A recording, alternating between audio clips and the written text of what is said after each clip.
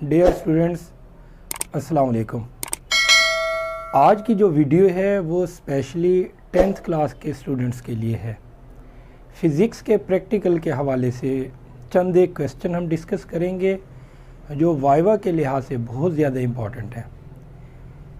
आपने फ़िज़िक्स के जो एक्सपेरिमेंट हैं वो परफॉर्म करने हैं। वाइवा जब आपने अपने टीचर को देना है तो उसमें आपसे जितने क्वेश्चन किए जाएंगे वो उन्हीं पे डिपेंड करता है कि आपको आपका एग्ज़ामिनर कितने मार्क्स देता है, जो उन क्वेश्चन पे डिपेंड करेगा। उससे आपका पता चलेगा कि आपको फ़िज़िक्स कितनी कोई समझ आई है या आप प्रैक्टिकल को कितनी अच्छी तरह से समझ पाए हैं। अभी हम वाइवे के लिहाज से देखते हैं question. Chapter number 1 9th class में मेजरिंग इंस्ट्रूमेंट्स हैं, उसमें वर्नियर कैलिपर है, मीटर रूल है या स्क्रू गेज है। उनके बारे में वो क्वेश्चन किस तरह से पूछेगा। प्रैक्टिकल देखेंगे, एक्सपेरिमेंट हम बाद में कर लेंगे, वाइवे के लिहाज से क्वेश्चन देखेंगे। सबसे पहला क्वेश्चन ये भी हो सकता है, अगर वो इस एक्सपेरिमेंट के हवाले से पूछे कि मेजरिंग इंस्ट्रूमेंट्स कौन कौन से हैं और पास्ट में हम किस तरह के मेजरिंग इंस्ट्रूमेंट्स यूज़ करते थे। आप कहेंगे कि सर आजकल जो है वो मॉडर्न इरा है और टेक्नोलॉजी बहुत ज़्यादा है, आज हम तरक्की कर चुके हैं, हमारे पास मेजरिंग इंस्ट्रूमेंट्स बहुत ही रिलायबल हैं, लेकिन पास्ट में जो हम यूज़ करते थे वो कोई इतने अच्छे नहीं थे। मिसाल के तौर पे सन डायल। अब सन डायल की आप अपने एग्ज़ामिनर को एग्ज़ाम्पल के तौर पे उनसे आप कह दीजिएगा कि एक्सक्यूज़ मी सर मुझे मोबाइल दिखा दें या टॉर्च ऑन कर दें, या वो नहीं कर सकते। आपने बड़े फ्रेंडली हो के आपने जो वाइवा देना है, आपको हेजिटेट होने की ज़रूरत नहीं है, परेशान होने की ज़रूरत नहीं है, आपने कॉन्फिडेंस के साथ बैठना है। आपने अपने टीचर से ऐसे समझ लें आप कन्वर्सेशन कर रहे हैं, अपने एग्ज़ामिनर को एज ए फ्रेंड समझ लें, परेशान होने की ज़रूरत ही नहीं है। सन डायल के बारे में आप कैसे बताएंगे, ये देखें आप किस तरह से सन डायल के बारे में बता रहे हैं कि मेरे हाथ में जो मोबाइल है वो सूरज है, इस वाइट बोर्ड को हम अर्थ कंसीडर कर लेते हैं, कोई हमारा पेपर है जिस पे हमने देखना है कि टाइम किस तरह से अर्थ रोटेट कर रही है सन के अराउंड। तो ये किस तरह से रोटेट करेगी, देखें मैं अब मोबाइल को रोटेट करूँगा, ये देखिए ये जो साया है या उसकी रिफ्लेक्शन है वो चेंज हो रही है। ये देखिए ये हमारी वॉच की, हमारी सुई की नीडल है, जैसे आजकल हमारे पास क्लॉक लगी हुई है, ये रोटेट कर रही है। ये सन डायल के बारे में हो गया। फॉर एग्जाम्पल अभी 3 पे आ गई, अभी 4 पे आ गई, अभी 5 पे आ गई, साल के तौर पे ये 1 पे चली गई, ये एग्जैक्ट 12 पे आ गई। ये सन डायल के बारे में है। और अब जो जदीद दौर में हमारे पास मीटर रूल है लेंथ फाइंड करने के लिए, उसमें आपका क्वेश्चन बनता क्या है, उसमें क्वेश्चन ये बनेगा कि बेटा आप ये बताएं कि हमारे पास इस टाइम अच्छा से अच्छा इंस्ट्रूमेंट्स कौन सा है, मीटर रूल है, स्क्रू गेज है या वर्नियर कैलिपर है। इसका जो आंसर बनता है वो स्क्रू गेज। स्क्रू गेज किस तरह से अच्छा इंस्ट्रूमेंट है, वो इंस्ट्रूमेंट्स जिसका लीस्ट काउंट सबसे कम होगा वो अच्छा इंस्ट्रूमेंट होगा। सबसे पहले हम देखते हैं मीटर रूल का लीस्ट काउंट क्या है। 1 मिलीमीटर मीटर रोल का लीस्ट काउंट है। उससे अच्छा इंस्ट्रूमेंट कौन सा है, उससे अच्छा इंस्ट्रूमेंट वर्नियर कैलिपर है। वर्नियर कैलिपर का लीस्ट काउंट कितना है, 0.1 मिलीमीटर। देखो वो छोटी वैल्यू हो गई। उससे अच्छा इंस्ट्रूमेंट कौन सा होगा, स्क्रू गेज। उसका लीस्ट काउंट कितना होगा, 0.01 मिलीमीटर। तो आप अपने एग्ज़ामिनर को इसका जवाब ये देंगे कि सर जितनी कम वैल्यू हम एक इंस्ट्रूमेंट से फाइंड कर सकेंगे वो उतना ही अच्छा इंस्ट्रूमेंट्स होगा हमारे पास। तो हमारा सबसे जो इसमें से रिलायबल और हमारे पास एक्यूरेट जो इंस्ट्रूमेंट होगा वो लेंथ या डायमीटर को फाइंड करने के लिए वो हमारे पास स्क्रू गेज होगा। ये इसका क्वेश्चन हो गया। अब आ जाते हैं, हम देखते हैं कि अगर वो आपसे क्वेश्चन करता है लेंस वाले चैप्टर में से, उनसे कुछ इस तरह के वाइवा के बारे में अगर वो पूछेगा, अगर वो आपसे पूछ लेता है कि बेटा आप मुझे ये बताएं कि ये जो रिफ्रैक्टिव इंडेक्स है ये क्या चीज़ है, आपने पढ़ी हुई है definition, n is equal to आपके पास रिफ्रैक्टिव इंडेक्स फार्मूला C/V, तो वो ये आपने डेफिनेशन नहीं बतानी उधर, the ratio of speed of light in a medium to the speed of light in air, ये नहीं बताना। वो पूछेगा बेटा आप रिफ्रैक्टिव इंडेक्स के बारे में क्या जानते हैं, मुझे आप बता दें। आप कहेंगे सर रिफ्रैक्टिव इंडेक्स असल में हर मटेरियल की अपनी एक खासूसियत है, एक प्रॉपर्टी है, हर मटेरियल की खासियत है ये। हमें रिफ्रैक्टिव इंडेक्स से ये पता चलता है कि उस मटेरियल में लाइट की स्पीड कितनी है।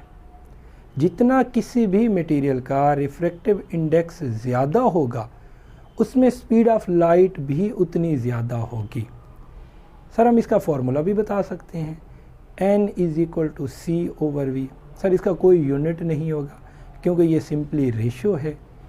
अब हम देखते हैं चैप्टर नंबर कुछ हमारे पास जो 14 है या 13 है, वहाँ से कुछ एक्सपेरिमेंट के हवाले से वाइवा के क्वेश्चन किस तरह से बन सकते हैं। अगर तो वो इलेक्ट्रिसिटी के बारे में पूछेगा, सबसे पहले आपसे वो ये पूछ सकता है कि बेटा मुझे एक सर्किट बना कर दिखाएं आप, एक सर्किट कैसे बनाएंगे आप, वो किस तरह से होगा। वो ये आपको सर्किट नज़र आ रहा है, उसमें आपने एक रेजिस्टर लगाना है, उसमें आपने एक बल्ब लगा देना है और नीचे आपने बैटरी लगा देनी है और आपने एक स्विच यूज़ कर लेना है। बैटरी के साइन में आपने वहाँ पे V लिख देना है। V का साइन किसको शो कर रहा है, ये वोल्टेज को शो कर रहा है कि हमने कितने वोल्ट सप्लाई दी हुई है। ये जो दूसरा साइन दिया हुआ है ये रेजिस्टर को शो कर रहा है। रेजिस्टर क्या चीज़ है, रेजिस्टर वो एक इंस्ट्रूमेंट है, वो डिवाइस है जो करंट की मिकदार को कंट्रोल करता है। अब वो पूछ सकता है बेटा रेजिस्टर का यूज़ बताएं या रेजिस्टर का सिंबल बताएं क्या होता है। आपने सिंपली ये रेजिस्टर का सिंबल दिखा देना है बना के, सर ये रेजिस्टर है। अब इसका आप यूज़ बता रहे हैं, कहाँ पे यूज़ होता है, सिंपल आप यूज़ बता देंगे सर हमारे पास जो मोबाइल के चार्जर हैं, जो अडॉप्टर है उसमें बहुत ज़्यादा रेजिस्टर लगे हुए हैं। अगर हम उसको तोड़ के खोल के देखते हैं उसमें छोटे छोटे रेजिस्टर बने हुए हैं, वो लगे हुए हैं, वो करंट की मिकदार को कंट्रोल कर रहे हैं। हमारे पास जो मेन सप्लाई आ रही है हमारे मीटर से हमारे घरों में जो पहुंच रही है वो 220 वोल्ट है। हमारे मोबाइल को कितनी ज़रूरत है, 5 वोल्ट, और करंट कितना है 0.01 ampere, milliampere, 6 volt, 2 volt, इस तरह से वो जो रेजिस्टर लगे होते हैं अडॉप्टर के अंदर वो करंट को कंट्रोल करते हैं। फिर आप कहेंगे सर बाद का तो अडॉप्टर जो है वो गर्म हो जाता है, ज़्यादा उसने करंट की मिकदार को रोके रखा, कंट्रोल किया, एनर्जी जो है वो हीट में चेंज हो गई, बाकी हमारे मोबाइल को मिल रही है। अगर हम वो अडॉप्टर यूज़ ना करें और डायरेक्ट तारें लगा दें उससे मोबाइल हमारा डैमेज हो जाएगा, क्योंकि 220 वोल्ट आ रहा है करंट, वो डायरेक्ट करंट जाएगा, हमारे मोबाइल की बैटरी इतना वो उसको बेयर ही नहीं कर पाते, इसीलिए रेजिस्टर यूज़ किए जाते हैं। ये 2 क्वेश्चन हो गए, रेजिस्टर के बारे में एक क्वेश्चन हो गया, दूसरा सर्किट के बारे में हो गया। स्विच के बारे में वो पूछ सकता है। देखिए अब ये स्विच ओपन किया हुआ है आपने, आप कहेंगे सर स्विच हमने इसीलिए लगाया हुआ है कि ये सर्किट को कंप्लीट करने के लिए, जब हम इसे ओपन रखेंगे सर्किट इनकम्प्लीट है, करंट फ्लो ही नहीं कर रहा। जैसे हम इस स्विच को क्लोज कर देंगे तो ये हमारे पास सर्किट कंप्लीट हो जाएगा, कंप्लीट होने से करंट को एक पाथ मिल जाएगा, करंट फ्लो करना शुरू हो जाएगा। हमारे पास जो है हमारा फ़ैन लगा हुआ है, बल्ब लगा हुआ है, उसमें करंट पहुंच जाएगा, वो ऑन हो जाएगा। ये इलेक्ट्रिसिटी के बारे में 2-4 क्वेश्चन हो गए। फिर वो आपसे एक क्वेश्चन और पूछ सकता है कि बेटा जब आप वेट हों, गीले हों, आपका जिस्म गीला है, आपकी रेजिस्टेंस क्या होगी। वो ये नहीं पूछेगा कि आपको करंट ज़्यादा लगेगा या कम, वो पूछेगा बेटा जब आप गीले हैं तो आपकी रेजिस्टेंस क्या होगी, कम होगी या ज़्यादा होगी।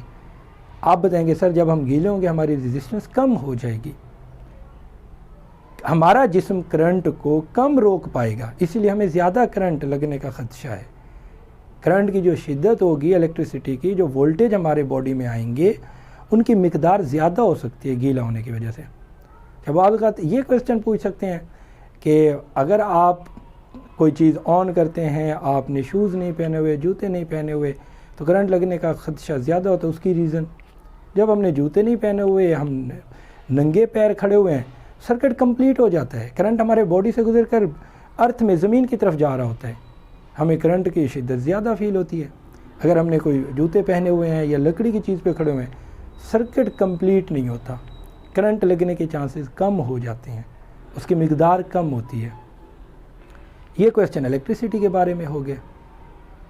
अच्छा, चंद एक और क्वेश्चन भी पूछ सकते हैं। बैटरी का सिंबल बना के दिखाएं, आपने वो बना के दिखा देना है। अच्छा, वो कह सकते हैं आपसे कैपेसिटर के बारे में बताएं, आप कैपेसिटर का सिंबल बनाएं, आप यहाँ पे दिखा रहे हैं कैपेसिटर का सिंबल। वो पूछेगा कि बेटा बस यही कैपेसिटर हैं, क्या और तरह से भी हो सकते हैं? जी सर, और भी हैं कैपेसिटर, मीका कैपेसिटर हो गया, पेपर कैपेसिटर हो गया हमारे पास। अच्छा, उसके बाद वेरिएबल कैपेसिटर भी हैं जिनमें हम उनकी कैपेसिटी वेरी कर सकते हैं, जैसे इलेक्ट्रोलाइट कैपेसिटर है, वो वेरिएबल कैपेसिटर है। ये क्वेश्चन इलेक्ट्रिसिटी के बारे में पूछेगा। इससे रिलेटेड और भी हैं। फॉर एग्जांपल वो पूछ सकता है कि रेजिस्टेंस किन पे डिपेंड करती है, ये बता दें। रेजिस्टेंस लेंथ पे डिपेंड करती है, जितनी लेंथ ज़्यादा होगी उतनी रेजिस्टेंस भी ज़्यादा हो जाएगी। फॉर एग्ज़ाम्पल, पानी का एक पाइप आप मोटर के साथ, आप ट्यूबवेल के साथ लगा देते हैं जब अपने पंप के साथ, तो जब आप उसे दूर तक ले जाते हैं तो पानी का प्रेशर कम हो जाता है, पानी की स्पीड कम हो जाती है। उसकी रीज़न ये कि रेजिस्टेंस ज़्यादा हो गई है पाइप की वजह से, लेंथ बढ़ने की वजह से उसकी रेजिस्टेंस ज़्यादा हो गया। तो आप कह सकते हैं कि सर जब तार की लंबाई ज़्यादा होगी तो उसमें रेजिस्टेंस भी ज़्यादा होगी, करंट की मिकदार या वोल्टेज की मिकदार कम मिकदार में पहुंचेगी उधर लेंथ की वजह से। एरिया के क्या होगा, एरिया के रिवर्स होगा ये प्रोसेस, रेजिस्टेंस ज़्यादा होगी जब एरिया कम होगा। एरिया कम होगा तो तेज़ी से इलेक्ट्रॉन वगैरह जो है उसमें से, या आपके पानी वाले पाइप की मिसाल है, वो तेज़ी से गुजरेंगे जब एरिया कम होगा।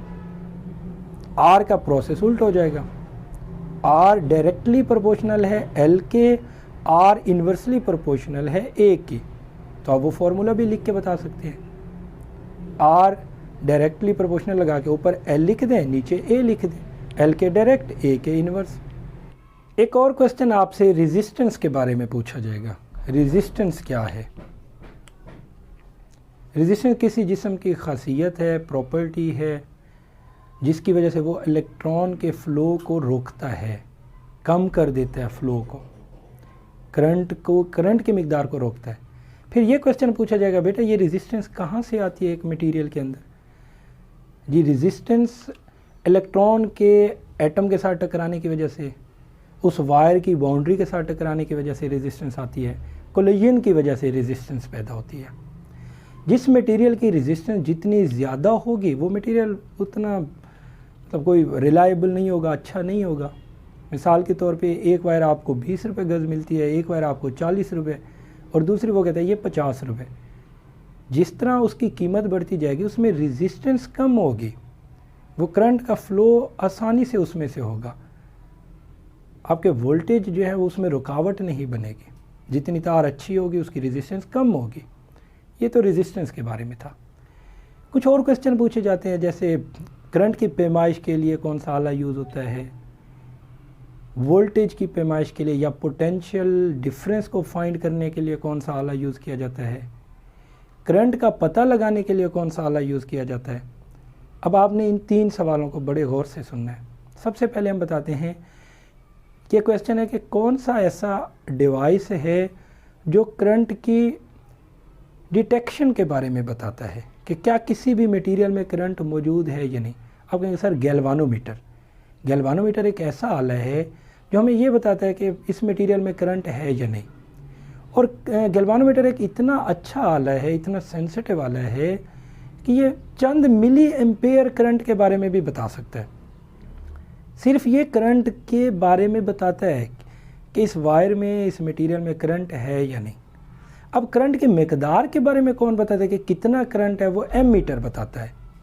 What is ammeter? वो पूछेगा बेटा एमीटर क्या है। आप कहेंगे सर करंट की पैमाइश के लिए जो डिवाइस यूज़ होती है वो एमीटर है। एमीटर में भी 2 नोब होंगे, 2 टर्मिनल होंगे, एक रेड होगा वो पॉजिटिव के लिए, एक ब्लैक होगा वो नेगेटिव के लिए, ऊपर नंबर दिए जाते हैं, वो नीडल जो है रोटेट करती है। ये एमीटर आपके सामने है, वो नीडल रोटेट करेगी, वो बताएगी कि करंट की क्वांटिटी कितनी है। फिर आप बताएंगे, वो कहेगा कि अच्छा ये बताएं कि एमीटर को कैसे जोड़ा जाता है, सीरीज़ में जोड़ा जाता है या पैरेलल जोड़ा जाता है। आप कहेंगे सर एमीटर को सीरीज़ में जोड़ा जाता है और एमीटर की रेजिस्टेंस बहुत कम होती है। ये बड़े अहम सवाल है एमीटर के बारे में।